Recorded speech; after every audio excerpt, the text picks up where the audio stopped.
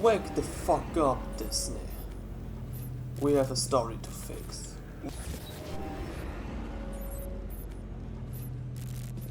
The Acolyte, a show that hardly needs any introduction. It's extremely rare for YouTube to bombard the series this brutal that my video recommendation almost flooded.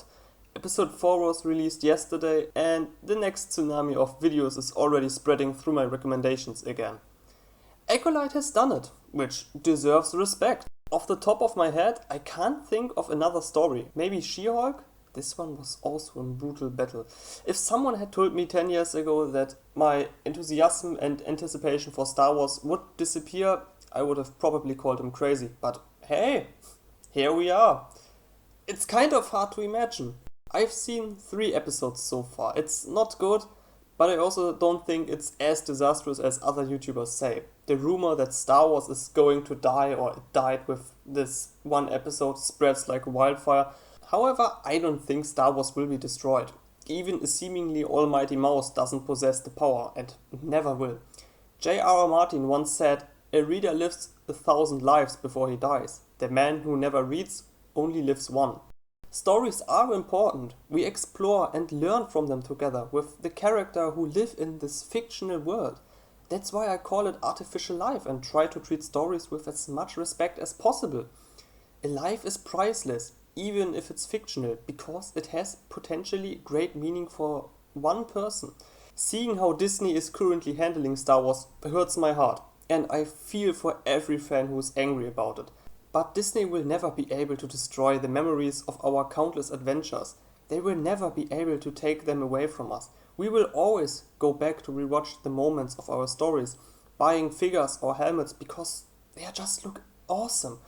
Eventually, the light of A New Hope will once again light up the sky, and if this video can contribute to that, then I will be more than happy. The title of this video probably is strange to some, but I just can't take a full look at a series where only 4 episodes are released, and I only watched the first 3. That would be unfair and disrespectful to the people involved. Therefore, we will only look at certain aspects where I can be sure that my influence will not affect the flow later on. I will skip the first 2 episodes for now. Too many things happen via illogical actions and just straight up coincidence. Why Torben kills himself with poison has yet to be explained, and what turned May into a monster who threatens to kill her sister is also still a mystery to me. I had no problems believing that about Jinx and Vi. If only they had watched Arcane. The internet has already bombarded episode 3 with nukes, and now I'm trashing it as well for its writing. It's not a good time to be a loyal fan, I have to agree. Episode 4 came out yesterday, but I'm deliberately not going to watch it while I'm writing the script. I want to try to fix the problems of the episode without future knowledge. Episode 3 covers one part of the backstory. We learn where Osha and May come from and where they grew up. I've forgotten the planet again, but they live in a witch-like cult that has some twisted ideas when it comes to raising children. The power of one, the power of two, the power of many. Somehow Jedi find this planet and coincidentally the very witches and their 2 daughters. Maybe someone has betrayed them, maybe the Jedi have been observing and tracking them, maybe it was the Force that led them to this place, nobody knows for sure. The galaxy just doesn't seem very big, people just seem to run into each other regularly, it just happens. I don't run into my friends, and we have 24,000 people who live in this city? Must be bad luck, I guess. In any case, Osha and May will be introduced in the backstory. Both of them can already use the Force. I guess they are just that special. The witches are introduced as controlling and do not allow the children to explore the beautiful world. It is a sin in itself because the world is a magical place for children where they find unforgettable moments that shape their lives. To forbid them from this journey feels wrong, even if there are dangers outside. We are talking about witches here, so surely a solution could have been found. Forest kindergartens are great for a reason, even if there's a high risk of injury, but it's precisely there that they learn to look after themselves independently. We get a little explanation of the Force, at least how the witches utilize and comprehend them, which I find fascinating.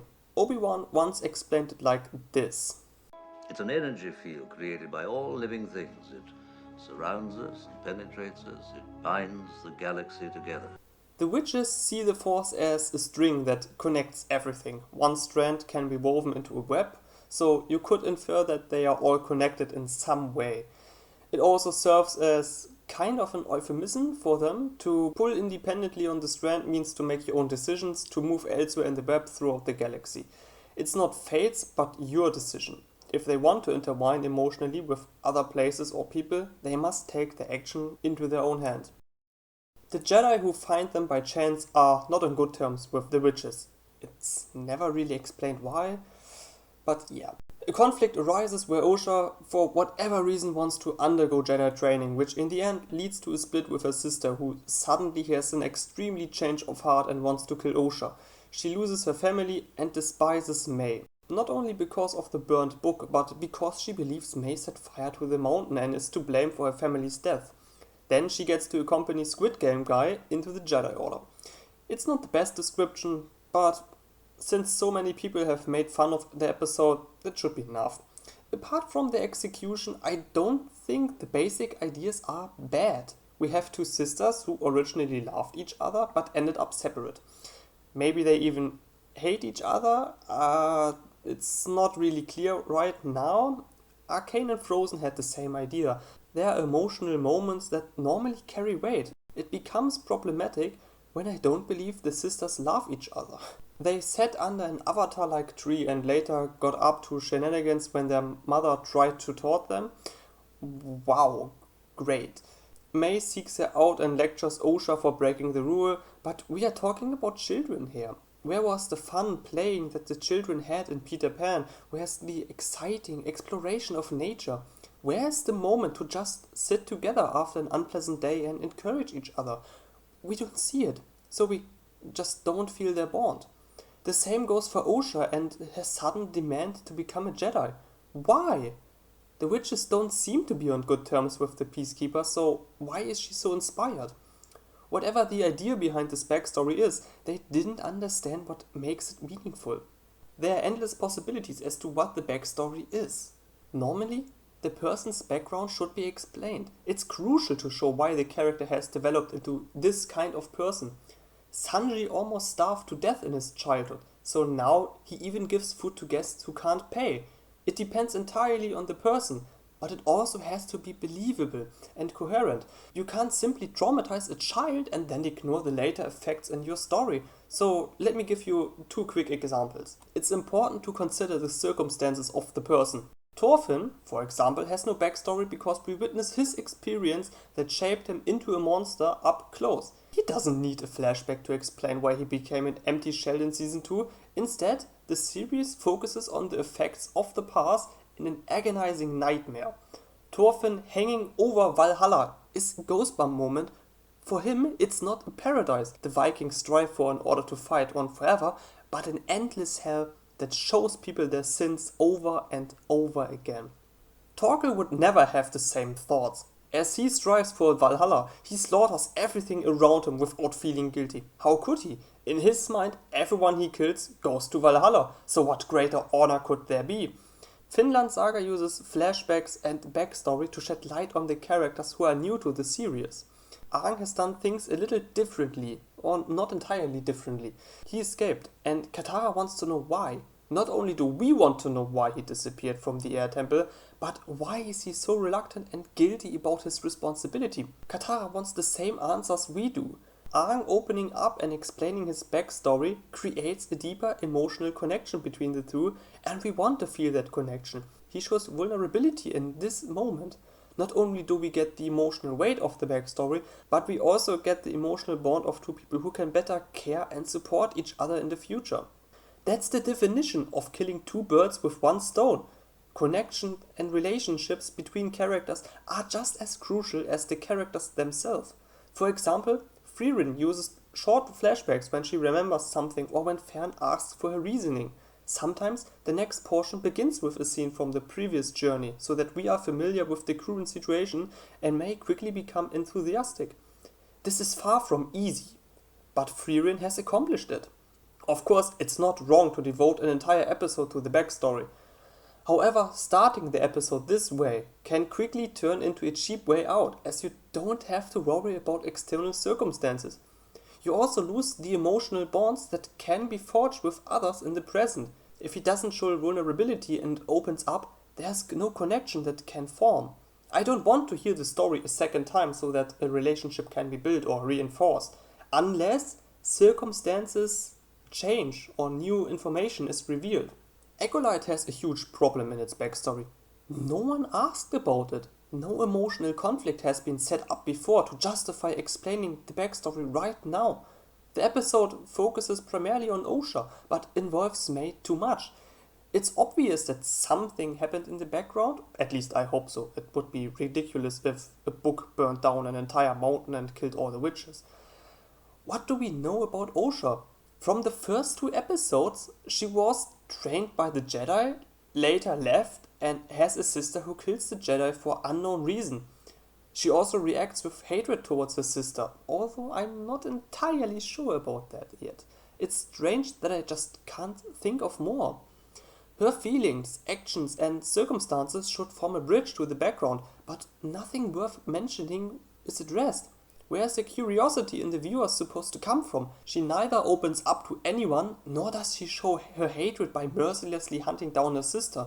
She could also carry feelings of guilt because she didn't stand up to May back then in order to possibly save her family. But nothing happens.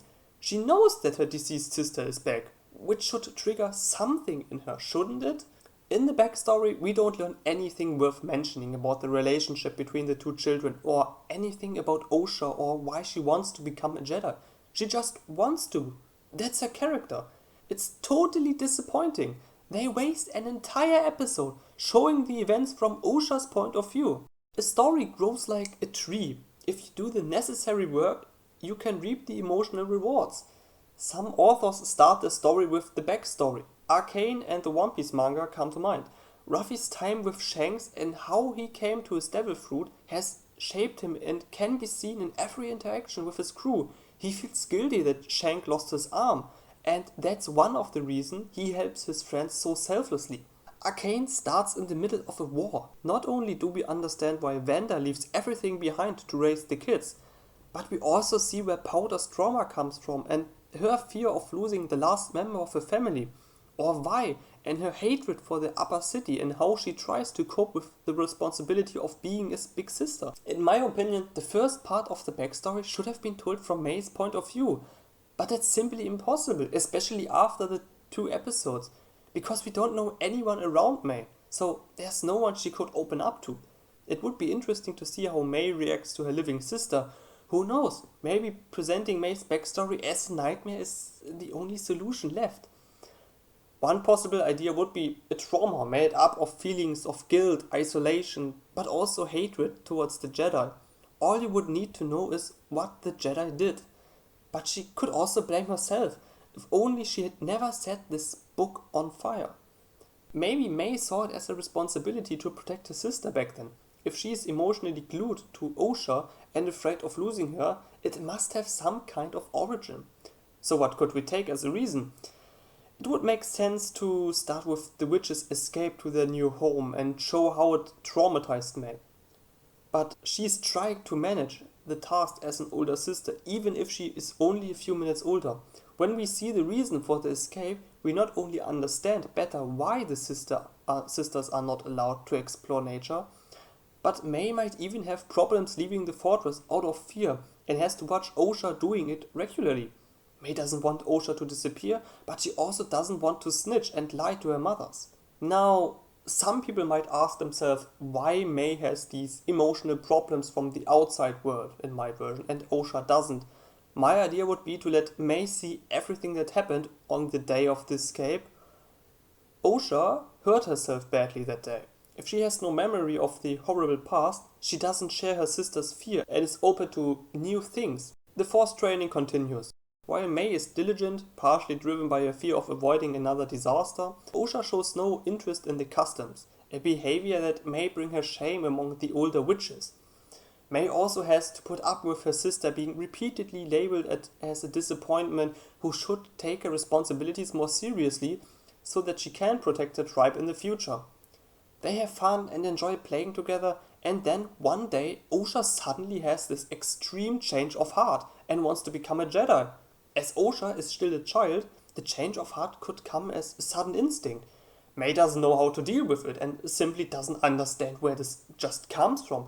And how could she when she has never shown any interest in the outside world? Afraid of losing Osha, she blabs the secret to the mothers and betrays Osha. However, Osha gets the support and we can fall back on this euphemism of the strand. Everyone should make their own decisions and wave the strand closely with the rest of the universe. If it's Osha's wish, it's not for them to stop her. Maid obviously doesn't accept that. I don't think she destroys the book, but rather some kind of Jedi contacting device that Osha should turn on when she has permission, but gets locked up by her sister. The Jedi are also somehow there too quickly, possibly because of the tracking device, or possibly because of something else that will be revealed later on. Whatever they did, May would hate them. Showing once that May likes to torture animals is simply not enough. Also, her obsession with Osha is not built up, and Osha's obsession with becoming a Jedi makes absolutely no sense. From Osha's point of view, there has to be some kind of miracle that she sees with her own eyes, inspiring her to join the Jedi Order. A good example of this might be Hartmut from the Ascendance of a Bookworm series. He is the son of an archnoble and goes to the Royal Academy to learn how to use magic. Only those who graduate are recognized as full-blooded nobility. His backstory is grey and colorless. He doesn't understand why his mother wants to serve a girl named Rosamine. He assumes she is the unimportant daughter of the third wife of an archnoble and gets now adopted into the Duke's family. Ehrenfest, the duchy in which he lives, is generally a very strange place. It no longer has the lowest position of the various duchies in the kingdom, but would be at the bottom if it had not remained neutral in the civil war. They are ridiculed from above for not taking action and hated from below because Ehrenfest is only above them because the war destroyed so many resources and nobles. Well, Hartmut is fed up with his own duchy, just pointless, annoying faction conflicts. The nobles from back home don't seem to understand how lowly the other duchies think about them. He has a negative opinion of Rosamine even before he meets her, but when she is introduced at her public baptism and blesses all those present, he is completely mesmerized. For him, the blessing is not just light like all the other nobles can produce. Hartmut gets the feeling that Rosamine's blessing comes directly from the gods and instinctively wants to know more. He is perhaps a little too fixated, but well, it is this magical moment that burns itself into his eyes, which is why he wants to serve Rosamine right away and only allow her to be his lady. We don't just need bad experiences, good ones can also shape a person.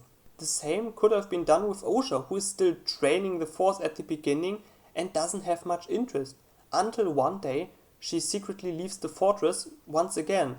She comes to her favorite place, a large field of flowers with those avatar tree in the middle, but the place looks ruined. Flowers have been trampled or even uprooted. This sight makes her sad, until she accidentally meets a Jedi who uses the Force to make the flowers stand up again, to make her happy, so that the plants look towards the sun again before he weaves Osha a wreath of flowers with the help of the Force. She jumps on him and wants to learn this trick, to learn how to use the Force like the Jedi do, whereupon the Jedi realizes for the first time that Osha can also use the Force. Maybe they start talking about her, about the situation, about the Force itself. Maybe Osha is afraid to tell her mother later on and plans to just disappear at night to go with the Jedi and learn it. Maybe she doesn't feel comfortable in the society in general and only tells May because she trusts her. Of course, May doesn't understand this change of heart. And how could she? She wants to keep Osha here and locks her sister in the room. This could lead to May's guilt because she believes that Osha couldn't leave her room and died in the fire or explosion or whatever happened. But that still doesn't explain May's hatred for the Jedi. I think the Jedi definitely had more to do with the destruction of the base than originally thought. And May saw that. Anything else doesn't make sense, so you would have to adjust that in the future if necessary. But I like it like this. In the end, I believe it doesn't matter which backstory is shown first. There are no rules as to what backstory should look like. However, it usually consists of these 4 elements: before, change, decision and after. Not all of those points have to be included. Ghibli movies, for example, start in the middle of a life-changing event where children have nothing to say. Rarely, they start with the decision, like Kiki, who spontaneously decides while lying on the grass that she wants to start the witch's journey, which her mother always tells her about. She decides and then the world reacts. You can find all 4 patterns in Avatar: The Last Airbender, for example. He has fun with his friends, then comes the change, and it's revealed to him that he's the Avatar. His friends no longer want him in the game because it's unfair for team building. Other masters see themselves justified and want to train the poor boy harder. He has only his master left, who holds a protective cloak over him until they want to separate Aang from him as well.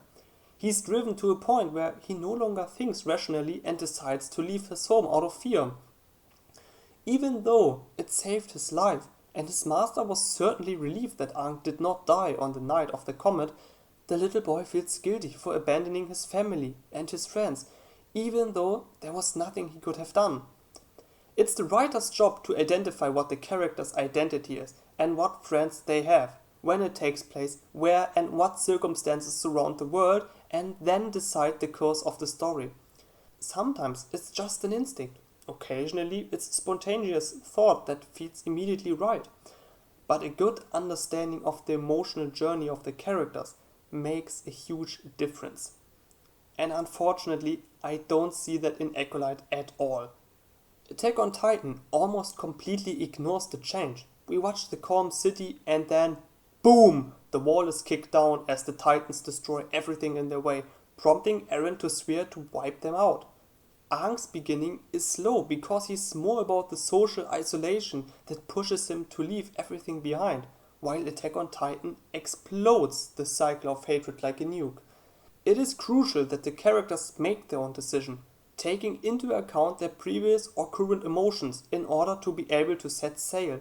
It doesn't matter whether the decision was good or bad, whether the circumstances are beautiful or agonizing, whether the protagonist was forced or not, whether it was simply on a whim or an escape from the end of the world.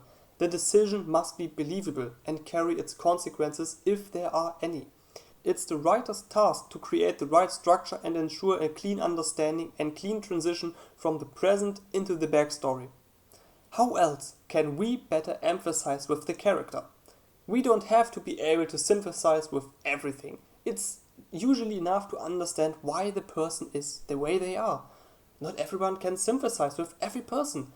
Not everybody has the same taste. I can't say anything about the antagonist after 3 episodes.